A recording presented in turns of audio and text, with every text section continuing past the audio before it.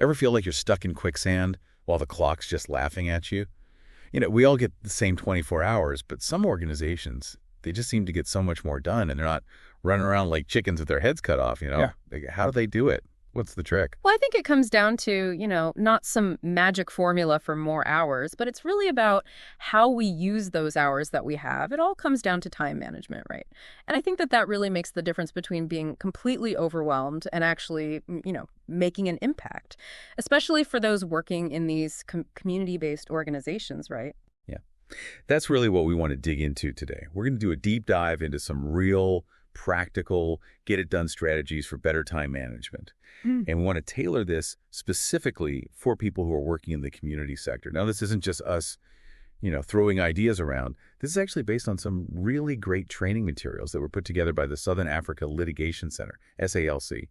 And they know what they're talking about. They work with a lot of organizations on the ground and have a ton of experience. Absolutely. SALC is really in tune with the kind of pressures that community-based organizations face, right? Like the limited resources, the constant demands.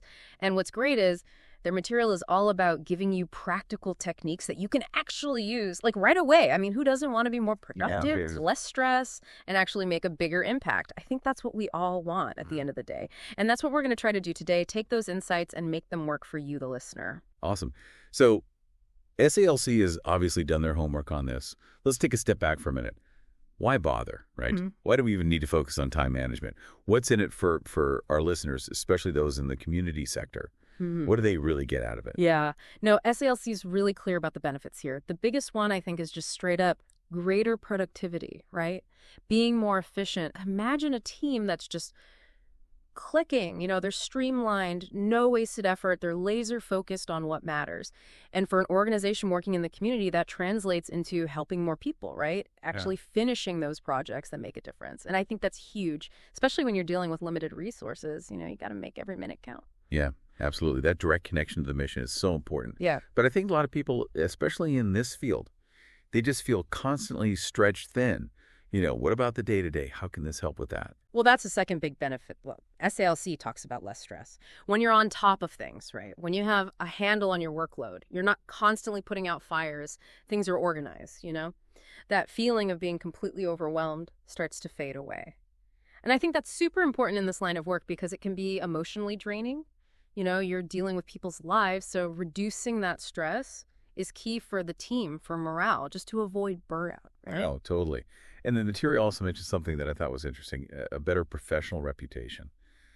How does managing time well connect to that, especially for an organization that's working so closely within a community? That's a great point. I think it comes down to trust, and reliability. If you're consistently delivering on your promises, if you're always prepared when you're meeting with people, if you follow through, right, that builds a strong reputation with partners, funders, and most importantly, the community itself, right? You're showing them that you're reliable, you're competent. It's like time management, in a way, it becomes a sign of professionalism. Yeah, that makes a lot of sense. It's like you're showing your commitment through your actions, not just words. And SALC also talks about how this, managing time well, it actually makes things simpler, easier. That sounds like a win-win to me. Yeah, absolutely. When you have systems in place, you're not just constantly reacting, you're proactive. Things flow smoother, less mistakes, and I think you have so much less mental clutter, because you're not trying to juggle everything at once. You can actually focus on strategy, thinking ahead, understanding the needs of the community. And they also touch on more opportunities to achieve your goals, both personal and career goals. How does managing time on an organizational level trickle down to that for people? That's a really interesting point, right? Because in a well-run organization, an efficient one, people have the space to grow, They can pursue professional development, they can take on new challenges, and they even might have better work-life balance. Because when the whole organization is working well, it creates this environment where individuals can thrive and ultimately contribute more, right? You have the space to dream bigger, think about the long term. Okay, I'm sold. SALC makes a very strong case for the why. Yeah. But now let's get to the how, right?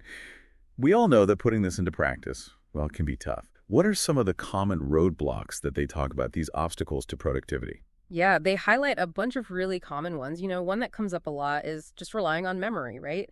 Especially in community work where you're meeting so many people, you've got all these projects, so many things to keep track of. trying to remember everything is just setting yourself up for failure, right? Missed appointments, forgotten tasks, it just makes you less effective. Absolutely. It's like so easy to picture someone in a busy community center forgetting to follow up with someone or missing a deadline for a grant application because they didn't write it down. What other hurdles do they point out? Interruptions are a big one, and they come in all shapes and sizes, right? SALC mentions people just stopping by your desk, for a quick chat, which turns into an hour. And in a shared office space, which a lot of community organizations have, those little interruptions can really throw off your focus and your whole day, Oh, I know that one all too well. You finally get in the groove and then, boom, someone pops their head in with a quick question that ends up derailing your entire afternoon. Exactly. And then, of course, we have the digital world, right? The constant pings and notifications. SALC talks about those desktop notifications, constantly checking emails, phone calls, text messages, WhatsApp. We are bombarded. It's hard to switch off and focus, Yeah, it's like a digital whirlwind. And I think a lot of people who work in these community-based roles, they also have that added challenge of trying to separate their work life from their personal life, especially if they're working remotely or spending time out in the community. It can be really hard to set boundaries. Right. It's all blended, That's a huge productivity challenge. And then SALC also talks about those more internal things, like some people just have trouble focusing for a long time, And then, of course, there's procrastination. I think we all struggle with that. You put off those important tasks, and then it just snowballs, right? Yeah. Delays, missed deadlines, and ultimately it impacts the whole organization. I'm sure a lot of our listeners are nodding their heads right now like, yep, I know all about those roadblocks. But the good news is that SLC doesn't just point out the problems. They give us solutions, right? What are some of the things that they suggest, those focus hacks, as they call them, that can help us get past those productivity hurdles? Okay, so one really practical technique that they talk about is time blocking. It's basically about scheduling specific blocks of time in your calendar to work on certain tasks, or even to meet with people in the community. So it's like being intentional with your calendar, Right. not just filling it up with meetings, but actually blocking off time to get work done. Exactly.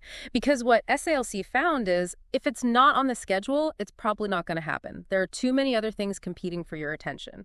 So you have to make that time for yourself for the work that needs to get done. I like that. It's like making an appointment with your most important work. What's another one of those focus hacks they recommend? There's the Pomodoro